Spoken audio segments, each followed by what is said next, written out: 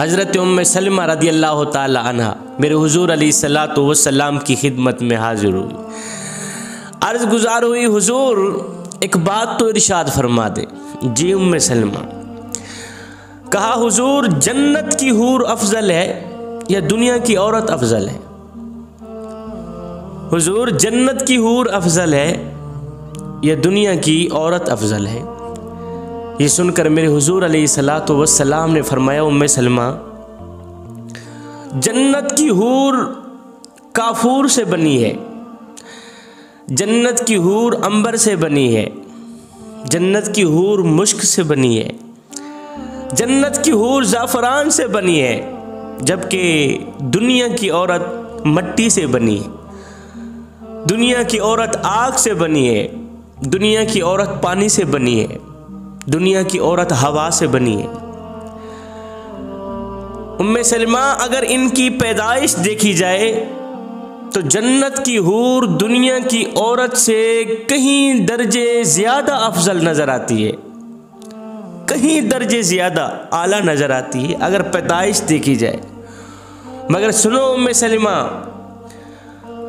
जो दुनिया की औरत है, वो औरत जो ईमान की हालत में मरी हो, वो औरत जिसने दुनिया में अल्लाह की इताअत हरगिज़ ना छोड़ी हो, जिसने अल्लाह की इताअत की हो, जिसने अल्लाह और उसके रसूल के अहकामात की पैरवी की हो, वो औरत जिसने नमाज पढ़ी हो, वो खातून जिसने रोज़ा रखा हो, वो खातून जिसने अपने शौहर की खिदमत की हो, वो खातून जिसने अपने शौहर के अहकामात की पैरवी की हो, वो औरत जिसने शौहर के अजीज़ रिश्तेदारों की इज्जत की हो, वो औरत जिसने अल्लाह से भी मोहब्बत की हो, उसके रसूल से भी मोहब्बत की हो और ईमान की हालत में मरी हो, नमाज की हालत में मरी हो, रोज़े की हालत में मरी हो।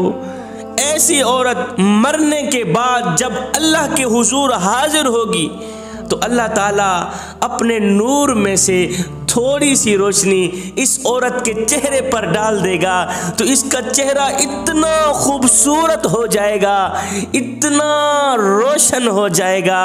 अल्लाह की महबूबा तो पहले ही बनकर आई थी, दुनिया में नमाज पढ़कर आई थी, रोज़ा रख कर आई थी, अल्लाह और उसके रसूल की महबूबा तो पहले बनकर आई थी। और जब अल्लाह ताला अपने नूर में से थोड़ी सी रोशनी इस दुनिया वाली औरत के चेहरे पर डाल देगा, इसका चेहरा रोशन हो जाएगा। फिर उम्मे सलमा मुझे बताओ, उस वक़्त जन्नत की हूर की इस औरत के सामने क्या हैसियत रह जाए, जो अल्लाह की महबूबा बनकर मरी हो, जो नमाज की हालत में मरी हो, हया के दामन में छुपकर जो मरी हो।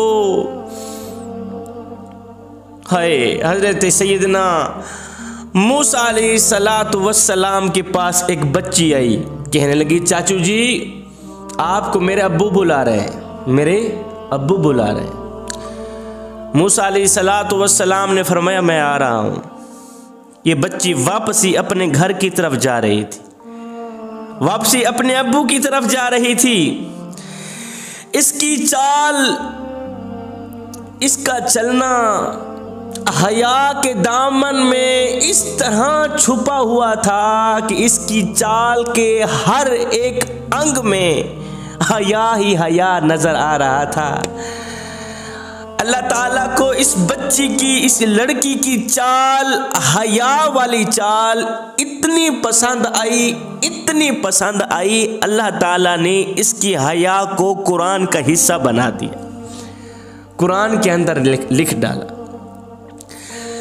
ये बच्ची जब चलती थी हया के दामन में छुपकर, इसकी हया वाली चाल, गैरत वाली चाल मेरे अल्लाह को इतनी पसंद आई, इतनी पसंद आई, मेरे अल्लाह ने फरमाया, जिब्रील फरिश्तो, जिसने हया को देखना हो वो इसी बच्ची को देख ले। जिसने हया को देखना हो, ये बच्ची नहीं जा रही, ये हया जा रहा। इसकी चाल तो देखो, इसका चलना तो देखो। तुम्हें पता है ये बच्ची कौन थी? ये बच्ची कोई आम बच्ची नहीं थी, ये बच्ची हज़रत सैयदना शुएब अलैहिस्सलातु वस्सलाम की बेटी थी। उसका चलना अल्लाह ताला को इतना पसंद आया, इतना पसंद आया। अब मुझे बताओ, जिसकी हया की अल्लाह ताला खुद गवाही दे, तो जब ये औरत अल्लाह के सामने पेश होगी, उस वक़्त जन्नत की हूरों की इसके सामने क्या हैसियत रह जाएगी। मेरे हुजूर अलैहिस्सलातु वस्सलाम ने फरमाया, उम्मे सलमा, हया के दामन में छुप कर जिंदगी गुजारने वाली खातून, हया के दामन में छुप कर जिंदगी गुजारने वाली औरत, हया वाली औरत, गैरत वाली औरत, इज्जत वाली औरत, पांचों वक्त की नमाज पढ़ने वाली औरत, रोज़ा रखने वाली औरत, अल्लाह को राज़ी करने वाली औरत, शौहर को राज़ी करने वाली औरत, ऐसी औरत जब मरेगी, मरने के बाद ईमान की हालत में, मरने के बाद जब ये अल्लाह के सामने हाजिर होगी, तो अल्लाह ताला अपने नूर में से थोड़ी सी रोशनी अपनी महबूबा के चेहरे पर डाल देगा, तो इसका सारा जिस्म इतना रोशन हो जाएगा, इतना खूबसूरत बन जाएगा। फिर मुझे बताओ, जिसको अल्लाह ताला अपनी महबूबा कहे, फिर जन्नत की हूरों की इस औरतों के सामने क्या हैसियत रह जाएगी।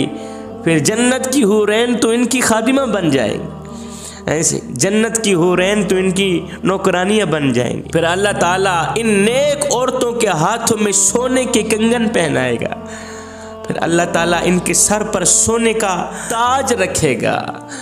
ये जन्नत की हूरों में से अफजल बन जाएंगी। ये वो औरतें होंगी जिसने दुनिया में हया का दामन नहीं छोड़ा होगा।